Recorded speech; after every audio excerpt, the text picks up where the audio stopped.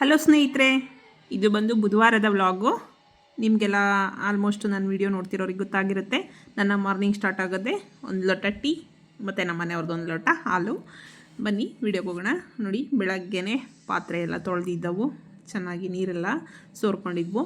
ಅವನ್ನೆಲ್ಲ ನೀಟಾಗಿ ಒರೆಸ್ಬಿಟ್ಟು ಜೋಡಿಸ್ಕೊಳ್ತಾ ಇದ್ದೀನಿ. ಇನ್ನು ತಿಂಡಿಗೇನು ಪ್ರಿಪ್ರೇಷನ್ ಮಾಡ್ಕೊಂಡಿಲ್ಲ.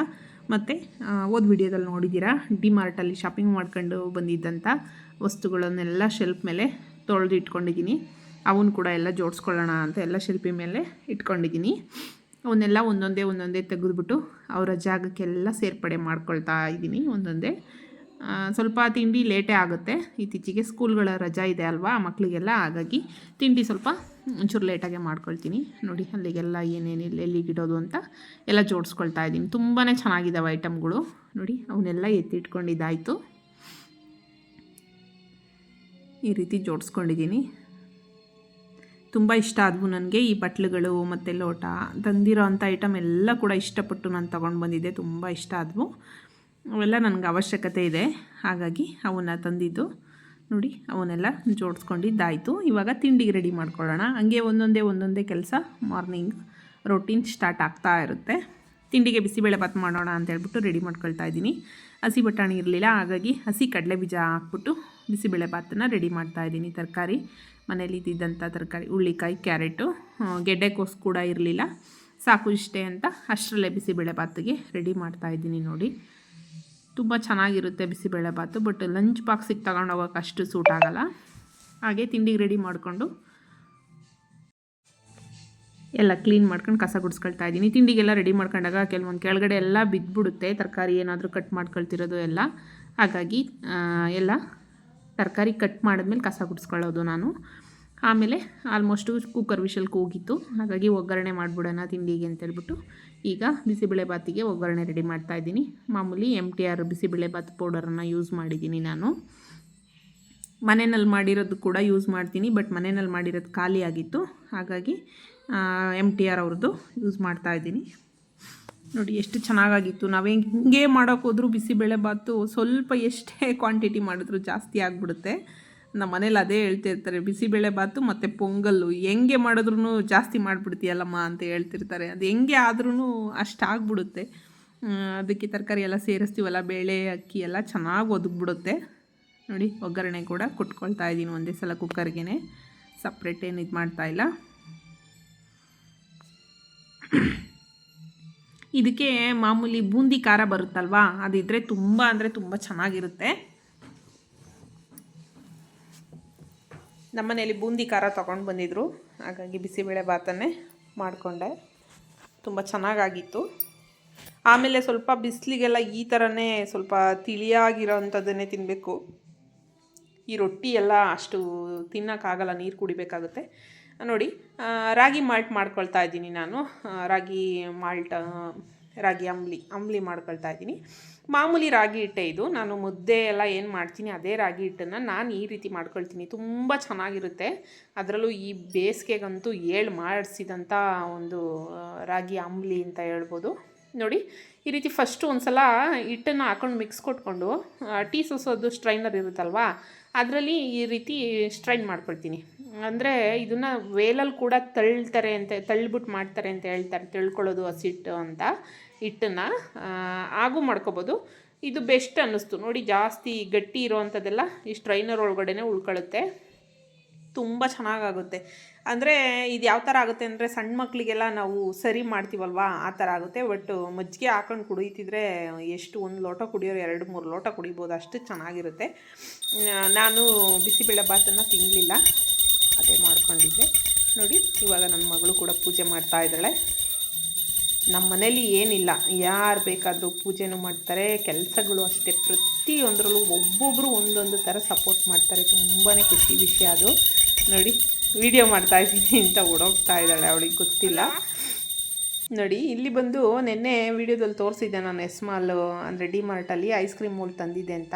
ಅಲ್ಲಿ ಇವಳು ಮಿಲ್ಕ್ ಶೇಕ್ ತೊಗೊಂಡು ಬಂದಿದ್ಲು, ನಮ್ಗೆ ಖುಷಿ. ಆ ಮಿಲ್ಕ್ ಶೇಕ್ನ ಅದಕ್ಕೆ ನನಗೆ ಗೊತ್ತೇ ಇಲ್ಲ, ರಾತ್ರಿ ಅದರೊಳಗಡೆ ಹಾಕ್ಬಿಟ್ಟು ಟೂಟಿ ಫ್ರೂಟಿಗಳನ್ನೆಲ್ಲ ಹಾಕಿ ಸ್ಟೋರ್ ಮಾಡಿ ಇಟ್ಟಿದ್ದಾರೆ. ಅದು ಕುಲ್ಫಿ ಥರ ಆಗಿದೆ. ಅದನ್ನು ಬೆಳಗ್ಗೆನೇ ತಿಂಡಿ ಆಗಿದೆ ಅನ್ನೋದು ಇದಿಲ್ಲ ಅವರಿಗೆ. ಬೆಳಗ್ಗೆನೇ ಮಕ್ಕಳೇ ಆಗಿ ಅಲ್ವಾ, ಐಸ್ ಕ್ರೀಮು ಈಗಂತೂ ಇತ್ತೀಚೆಗೆ ಐಸ್ ಕ್ರೀಮ್ಗಳು ಜ್ಯೂಸಸ್ಗಳು ಎಲ್ಲ ಇಷ್ಟಪಡ್ತಾರೆ. ನೋಡಿ ತಿಂಡಿ ಕೂಡ ರೆಡಿಯಾಗಿತ್ತು, ತಿಂಡಿ ಮಾಡ್ಕೊಂಡ್ವಿ. ನಾನು ರಾಗಿ ಮಾಲ್ಟನ್ನು ಮಜ್ಜಿಗೆ ಹಾಕ್ಕೊಂಡು ನಾನು ಕೂಡ ರಾಗಿ ಮಾಲ್ಟನ್ನೇ ಕುಡಿಯೋದು. ಬೆಳಗ್ಗೆ ಟೈಮ್ ಸ್ವಲ್ಪ ಹೆಲ್ತ್ ವೈಸ್ ಅಂದರೆ ವೆಯ್ಟ್ ಲಾಸಿಗೆ ಏನು ಐಟಮ್ಗಳನ್ನ ಯೂಸ್ ಮಾಡ್ತೀವಿ ಆ ಥರದ್ದನ್ನೇ ತಗೊಳ್ತಾ ಇದ್ದೀನಿ. ನೋಡಿ ಮಜ್ಜಿಗೆ ಮಾಡಿಕೊಂಡು ಅದಕ್ಕೆ ಮಜ್ಜಿಗೆ ಎಲ್ಲ ಹಾಕ್ಕೊಳ್ತಾ ಇದ್ದೀನಿ. ಈರುಳ್ಳಿ ಹಾಕ್ಕೊಂಡಿದ್ರೆ ಚೆನ್ನಾಗಿರೋದು. ಆನಿಯನ್ನು ಮತ್ತು ಕೊತ್ತಂಬರಿ ಸೊಪ್ಪು ಎಲ್ಲ ಸಣ್ಣಗೆ ಹೆಚ್ಚಿಬಿಟ್ಟು ಹಾಕಿದ್ರೆ ಇನ್ನೂ ಚೆನ್ನಾಗಿರುತ್ತೆ. ಬಟ್ ಸಾಕು ನನಗೆ ಅಂತ ಅನ್ನಿಸ್ತು. ನೋಡಿ ಎಷ್ಟು ಚೆನ್ನಾಗಾಗಿದೆ, ತುಂಬಾ ಚೆನ್ನಾಗಿತ್ತು ರಾಗಿ ಮಾಲ್ಟು. ನೋಡಿ ನಾನು ರಾಗಿ ಮಾಲ್ಟನ್ನು ಕುಡಿದು ಬಟ್ಟೆ ವಾಶ್ಗೆ ಹಾಕಿದ್ದೆ. ಸ್ವಲ್ಪ ಬಟ್ಟೆಗಳಿದ್ವು ವಾಷಿಂಗ್ ಮಿಷಿನ್ಗೆ ಹಾಕಿರೋವು. ಅವನ್ನ ನಾನು ಹಿಂದೆಗಡೆ ಈ ರೀತಿ ನಮ್ಮದು ಗ್ರಿಲ್ ಮಾಡಿಸಿದ್ದೀವಲ್ವ ಸುತ್ತ ಕಾಂಪೌಂಡಿಗೆ, ಆ ಗ್ರಿಲ್ಲಲ್ಲೇ ಹಾಕ್ಕೊಳ್ಳೋದು. ನಾನು ಸಪ್ರೇಟ್ ತಂತಿ ಏನೂ ಕಟ್ಟಿಲ್ಲ. ಆಮೇಲೆ ಮೇಲ್ಗಡೆ ಹೋಗಿ ಬಟ್ಟೆ ಒಣಗಾಕಕ್ಕಂತೂ ಆಗಲ್ಲ. ನೋಡಿ ಇದು ನೀರಿನ ಕ್ಯಾನು ತಾಮ್ರದ್ದನ್ನ ಯೂಸ್ ಮಾಡ್ತಾಯಿದ್ದೀವಿ ನಾವು. ಎಷ್ಟು ಕಪ್ಪಾಗ್ಬಿಟ್ಟಿದೆ ಅಂದರೆ 2 ಡೇಸಿಗೆ ಒಂದು ಸಲ ನೀರು ಚೇಂಜ್ ಮಾಡ್ಕೊಂಡು ತೊಳಿತಾನೆ ಇರ್ತೀನಿ. ಒಂದೊಂದು ದಿನ ಒಂದೇ ದಿನಕ್ಕೇ ಅಷ್ಟೊಂದು ಇದಾಗ್ಬಿಟ್ಟಿರುತ್ತೆ, ಅದು ಯಾಕೆ ಅಂತ ಗೊತ್ತಿಲ್ಲ. ನೋಡಿ ಈ ರೀತಿ ಆಗಿಬಿಡುತ್ತೆ. ನೀರು ಕೂಡ ಟೇಸ್ಟ್ ಚೇಂಜ್ ಆಗಿಬಿಡ್ತವೆ. ಅದನ್ನು ವಾಶ್ ಮಾಡ್ಕೊಳ್ಳೋಣ ಅಂತೇಳಿ ಪಾತ್ರೆ ತೊಳೆಯೋತಕ್ಕೆ ತೊಗೊಂಬಂದು ಇಟ್ಟಿದ್ದಾರೆ. ನನ್ನ ಮಗಳು ತೊಗೊಂಬ ಅಂತ ಹೇಳಿದೆ, ತೊಗೊಂಡು ಬಂದಳು. ನೀರು ಖಾಲಿ ಆಗಿದ್ವು, ತೊಗೊಂಬಂದು ಇಟ್ಟಿದ್ದಾಳೆ. ತೊಳಿಬೇಕು ಈಗ, ಅದನ್ನು ತೊಳಿತೀನಿ ಯಾವ ಥರ ಆಗುತ್ತೆ ನೋಡಿ. ಮತ್ತು ನನ್ನ ದೊಡ್ಡ ಮಗಳು ಸ್ವಲ್ಪ ಇವಾಗ ಎಲ್ಲ ಸ್ಕೂಲ್ ರಜಾ ಇದೆ ಅಲ್ವಾ, ಫೇಸ್ ಪ್ಯಾಕು ಈಗ ಫೇಸಿಗೆಲ್ಲ ಸ್ವಲ್ಪ ಏನೇನೋ ಟ್ರೈ ಮಾಡ್ತಾಯಿದ್ದಾಳೆ. ಸ್ಕೂಲ್ಗೆ ಹೋಗ್ಬೇಕಾದ್ರೆಲ್ಲ ಸಿಕ್ಕಾಬಟ್ಟೆ ಪಿಂಪಲ್ಸ್ ಆಗಿತ್ತು, ಮುಖ ಎಲ್ಲ ಕಲೆಗಳಾಗಿದೆ. ಅದಕ್ಕೆ ಫೇಸ್ ಪ್ಯಾಕು ಈ ಥರದ್ದೆಲ್ಲ ಟ್ರೈ ಮಾಡ್ತಿರ್ತಾಳೆ. ಅವಳು ರೆಡಿ ಮಾಡ್ಕೊತಾ ಇದ್ಲು ಫೇಸ್ ಪ್ಯಾಕು. ನೋಡಿ ನಾನು ಹುಣಸೆಹಣ್ಣು ಮತ್ತು ಉಪ್ಪು ಹಾಕ್ಕೊಂಡು ನೀರಿನ ಕ್ಯಾನನ್ನು, ತಾಮ್ರದ್ದು ಪ್ಯೂರ್ ತಾಮ್ರ ಇದು, ನೋಡಿ ಎಷ್ಟು ನೀಟಾಗಿ ಕ್ಲೀನ್ ಆಗುತ್ತೆ ಅಂತ ಅಂದರೆ ಹುಣಸೆಹಣ್ಣು ಸ್ವಲ್ಪ ಉಪ್ಪು ಹಾಕ್ಕೊಂಡು ನೀಟಾಗಿ ತೊಳಿತಾ ಇದ್ದೀನಿ. ಎಷ್ಟು ಚೆನ್ನಾಗಿ ಪಳಪಳ ಅಂತ ಹೊಳೆಯೋ ಥರ ಆಗುತ್ತೆ. ಬಟ್ ತೊಳೆದಿದ್ದ ದಿನ ಒಂದಿನ ಫುಲ್ ಇದೇ ಥರ ಇರುತ್ತೆ.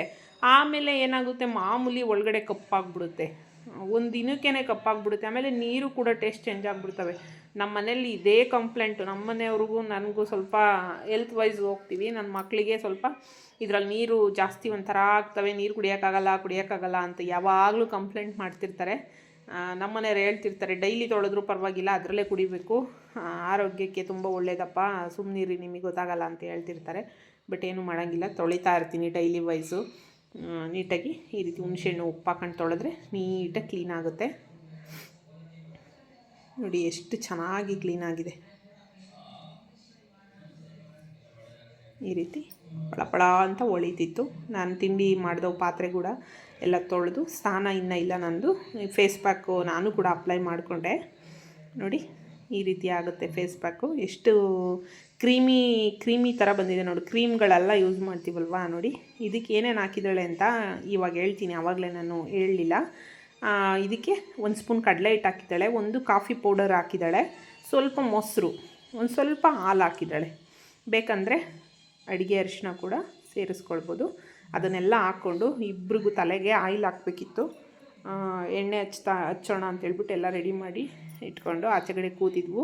ಫೇಸ್ ಪ್ಯಾಕ್ ಕೂಡ ಅಪ್ಲೈ ಮಾಡ್ಕೊಂಡು ನಾನು ಹಚ್ಕೊಂಡಿದ್ದೆ, ಮತ್ತು ನನ್ನ ಮಗಳು ಕೂಡ ಅಪ್ಲೈ ಮಾಡ್ಕೊಂಡಿದ್ಲು. ನೋಡಿ ಇವಾಗ ಚಿಕ್ಕವಳಿಗೂ ಮತ್ತು ದೊಡ್ಡವಳಿಗೆ ಇಬ್ಬರಿಗೂ ತಲೆಗೆ ಎಣ್ಣೆ ಹಚ್ಚೋಣ ಅಂತೇಳಿ ಹಚ್ತಾ ಇದ್ದೀನಿ.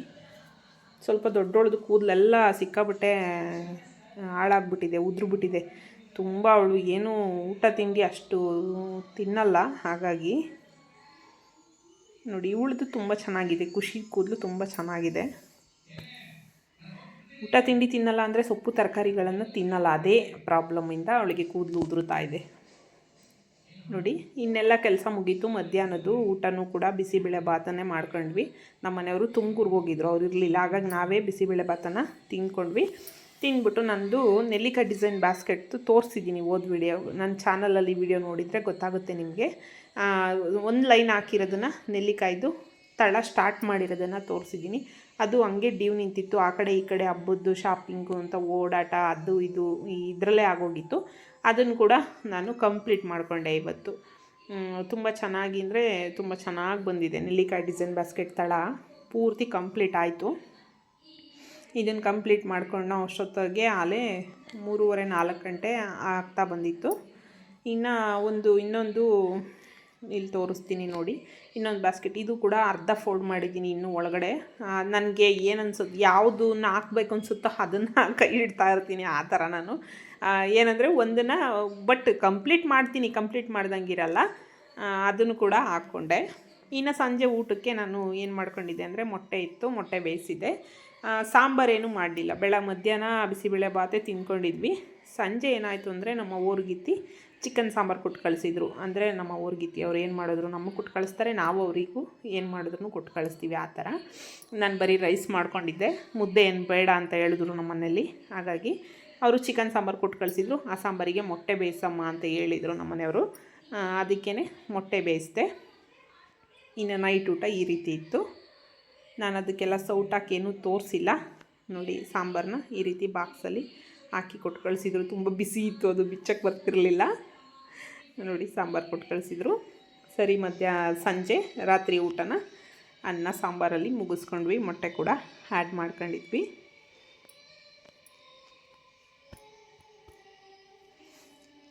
ನೋಡಿ. ಈ ರೀತಿ ಸಾಂಬಾರು ಈ ರೀತಿ ಇತ್ತು. ಆಮೇಲೆ ಊಟ ಮುಗಿದ್ಮೇಲೆ ವೀಳ್ಯದೆಲೆ, ನಮ್ಮ ಮನೇಲಿ ನಾನ್ ವೆಜ್ ಊಟ ಮಾಡಿದಾಗ ಪ್ರತಿನಿತ್ಯ ಇದ್ದೇ ಇರುತ್ತೆ. ನಾನ್ ವೆಜ್ ಯಾವತ್ತು ಊಟ ಮಾಡ್ತೀವಿ ಆವತ್ತು ಪಕ್ಕಾ ವೀಳ್ಯದೆಲೆ ಅಡಿಕೆಲೆ ಹಾಕ್ಕೊಳ್ತೀವಿ. ಇದು ನಮ್ಮ ಮನೆಯಲ್ಲೇ ಅಡಿಕೆ, ನಮ್ಮ ತೋಟದ್ದೇನೆ ಅಡಿಕೆ. ಎಲೆ ಕಟ್ ಮಾಡ್ಕೊಂಬಂದು ಸಂಜೆನೇ ಇಟ್ಟಿರ್ತಾರೆ. ಸಂಜೆ ಏನಾದರೂ ರಾತ್ರಿ ಹಾಕೊಳ್ಬೇಕು ಅಂತ ಅನಿಸುತ್ತೆ ಅಂತ ನಾನು ಹಾಕ್ಕೊಡ್ತಾಯಿದ್ದೆ ನಮ್ಮ ಮನೆಯವ್ರಿಗೆ. ಹಾಕ್ಕೊಟ್ಟು ಆಚೆಗಡೆ ಸ್ವಲ್ಪ ಹೊತ್ತು ಒಂದು 1 ಅವರು, ಒಂದು 3/4 ಗಂಟೆನಾದರೂ ಆಚೆಗಡೆ ಟೈಮ್ ಸ್ಪೆಂಡ್ ಮಾಡ್ತೀವಿ. ಒಳ್ಳೆ ಗಾಳಿ ಬೀಸ್ತಾ ಇರುತ್ತೆ, ತುಂಬ ಚೆನ್ನಾಗಿರುತ್ತೆ ವಾತಾವರಣ ನಮ್ಮ ಮನೆ ಹತ್ರ. ಅಷ್ಟೊಂದು ವೆಹಿಕಲ್ಸ್ಗಳೇನು ಓಡಾಡಲ್ಲ, ಫುಲ್ ಮಣ್ಣು ರೋಡೇ ಇದೆ. ಬಟ್ ಚೆನ್ನಾಗಿರುತ್ತೆ. ಏನೋ ಒಂಥರ ಈಗಿರುವಾರ ಸೆಕೆಗೂ ಅದಕ್ಕೂ ತಣ್ಣಗೆ ಗಾಳಿ ಬೀಸ್ತಾ ಇರುತ್ತೆ. ಮಳೆ ಬಂದರೆ ಸ್ವಲ್ಪ ಓಡಾಡೋಕ್ಕಾಗಲ್ಲ, ಬಟ್ ಮಳೆ ಇಲ್ಲ ಅಂತಂದರೆ ತುಂಬ ಚೆನ್ನಾಗಿರುತ್ತೆ ವಾತಾವರಣ. ಹಾಗೆ ನನ್ನ ಮಕ್ಕಳು ಕೂಡ ಇಬ್ಬರು ಗಾಡಿ ಓಡಿಸ್ತಾರೆ, ಸ್ಕೂಟಿ ಓಡಿಸ್ತಾರೆ. ಆದರೆ ಸ್ಪ್ಲೆಂಡರ್ ಓಡಿಸೋದು ಸ್ವಲ್ಪ, ಸ್ಪ್ಲೆಂಡರ್ ಪ್ಲಸ್ ಇದೆ ನಮ್ಮ ಮನೆಯವರು ಮಾಮೂಲಿ ಕೆಲಸ